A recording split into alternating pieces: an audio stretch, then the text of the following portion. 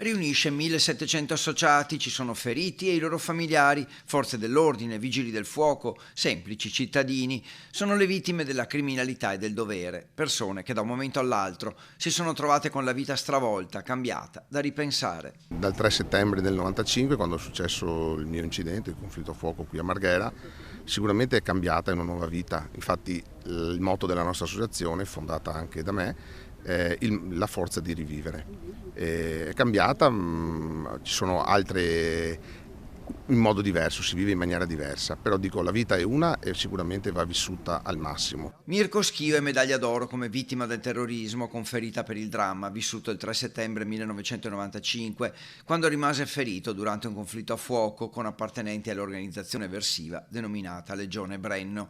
Da quel giorno è in sedia a rotelle. Fondata nel 1998, l'associazione compie 25 anni. Il mio impegno comunque è andato a favore di tanti colleghi, più sfortunati di me.